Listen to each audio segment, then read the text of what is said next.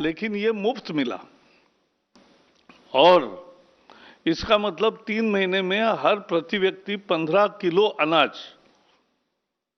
और 3 किलो परिवार को दाल, ये पिछले 3 महीने में मिला। प्रधानमंत्री जी ने घोषणा की कि इसका विस्तार करेंगे। आज उसको अमली जामा पहनाया है मंत्रिमंडल ने। जुलाई, अगस्त, सितंबर, अक्टूबर, नवंबर, 5 महीने अब ये योजना चालू रहेगी, जिसमें 5 किलो प्रति व्यक्ति 81 करोड़ लोगों को 5 किलो प्रति व्यक्ति मुफ्त अनाज मिलेगा और 5 किलो 5 महीने में पकड़ेंगे तो 5 किलो चना मिलेगा और 25 किलो अनाज मिलेगा। 25 किलो अनाज प्रति व्यक्ति मिलेगा, 5 किलो चना एक परिवार को मिलेगा। ये इसके लिए पहले जो 3 महीने का काम हुआ, इसके लिए 120 लाख टन, 1 करोड़ 20 लाख टन इतना ये अनाज दिया गया। अब जो बड़ी 5 महीने की योजना है तो 203 लक्ष टन, यानी 2 करोड़ 3 लाख टन इतना अनाज दिया जाएगा। और दाल पहले 4,60,000 टन दी गई, अब 9,70,000 टन चना दिया जाएगा। इस योजना का खर्चा 1,49,000 करोड़ रुपए है और ये पहली दफा इस योजना आजादी के बाद हो रही है कि 8 महीने 81 करोड़ लोगों को मुफ्त राशन मिल रहा है। इतनी बड़ी योजना दुनिया में किसी भी देश की नहीं है और ये योजना बेहद लोकप्रिय हुई क्योंकि जितना गया इसमें गरीब वर्ग भी है, निम्न मध्यम वर्ग है, रोजंदारी पर काम करने वाले लोग हैं, स्वयं रोजगार जिनका है वो सब लोग हैं। तो ऐसे सभी लोगों को ये लाभ मिला है। और जो प्रवासी मजदूर है, प्रवासी मजदूरों को भी, क्योंकि उनके राशन कार्ड उनके पास नहीं होते या वो अपने घर से, फैमिली से दूर है, तो उनके लिए भी 5-5 किलो अनाज का घोषणा किया था और इसमें 64 लाख टन इतना अनाज दिया गया, 8 लाख मीट्रिक टन दिया गया और ये अगस्त तक अब मिलता रहेगा। जिनको नहीं मिला है या जो लोग वापस आए उनको यह अगस्त तक मिलता रहेगा। So friends, in the biggest scheme of helping the needy, Prime Minister announced this Garib Kalyan Anna Yojana, and in this scheme 81 crore people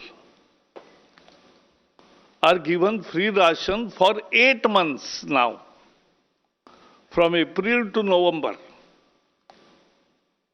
It was never done, unprecedented, and it cost Exchequer 1,49,000 crore rupees, and in which every month each person got 5 kilo of food grain, and also every family received 1 kg of dal, and now it will receive 1 kg of chana.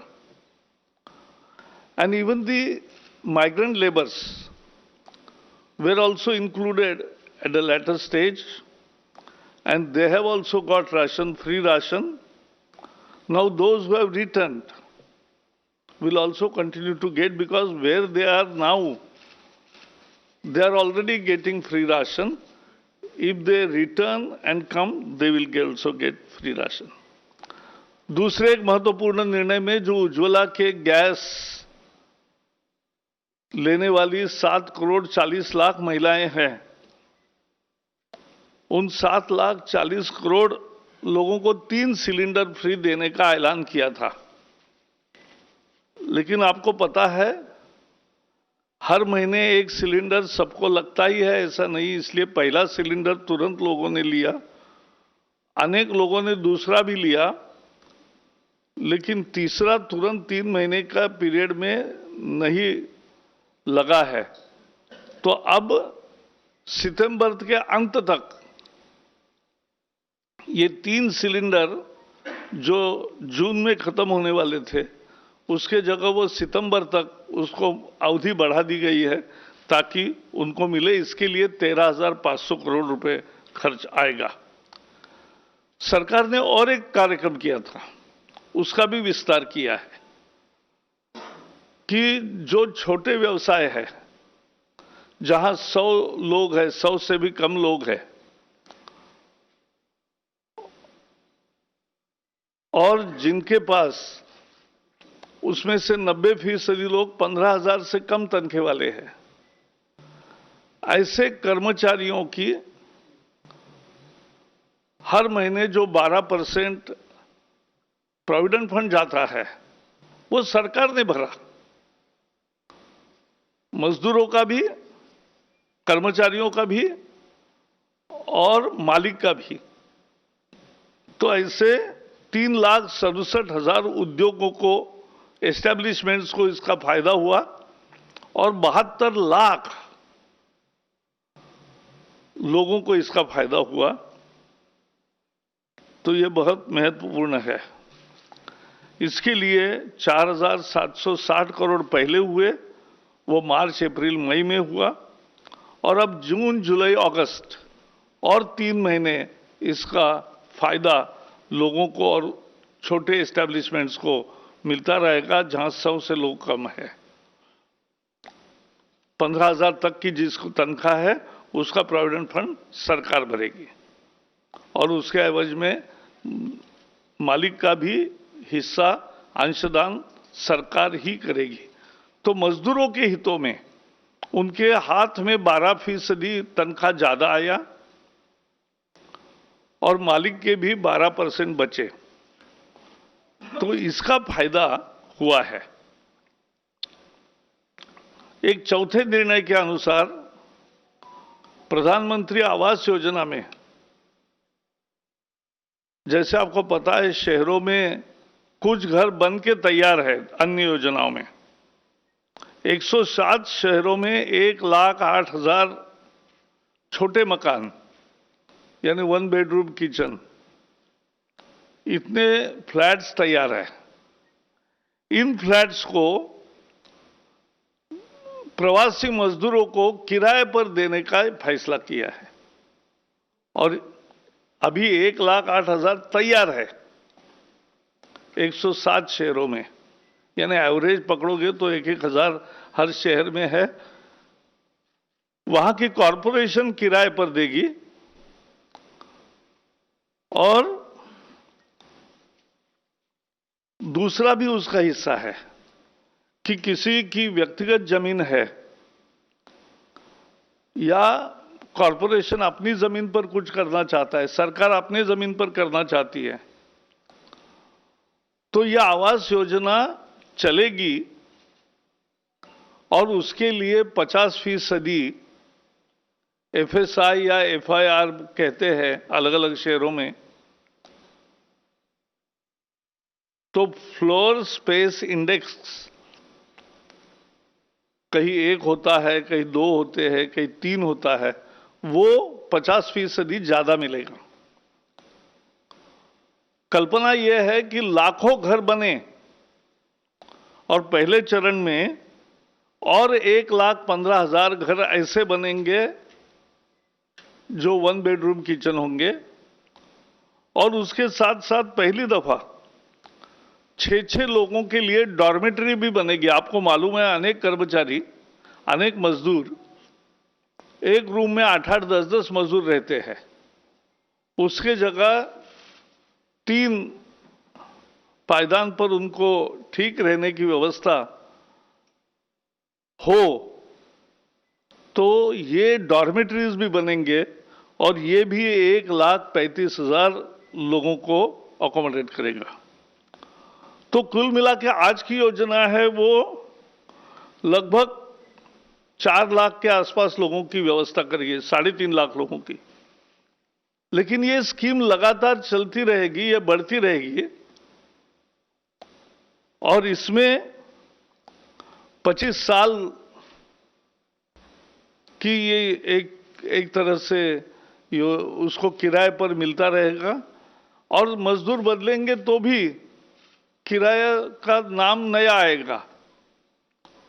तो ये काम पर जो मजदूर आते हैं उनके लिए ये एक व्यवस्था, किराए पर मकान नहीं मिलता था, सस्ता नहीं मिलता था, अब सस्ता मकान मिलेगा। एक और महत्वपूर्ण फैसले में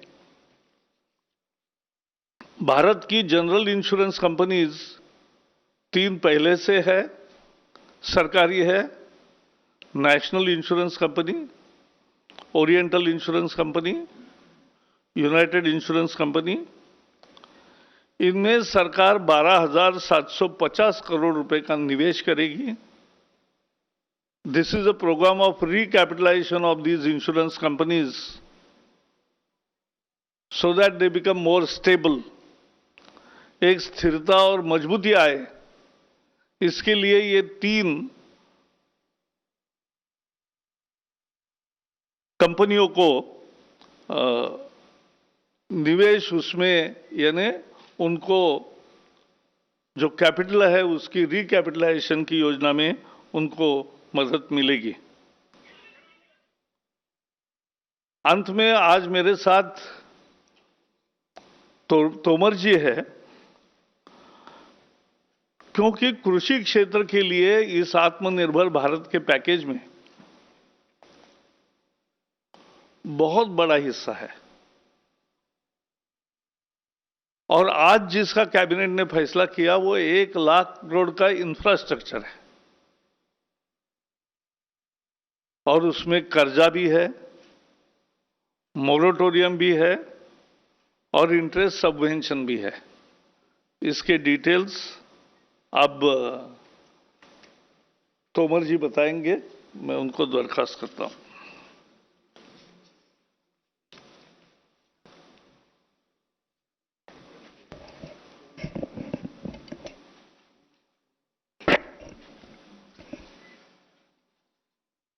बहुत धन्यवाद प्रकाश जी।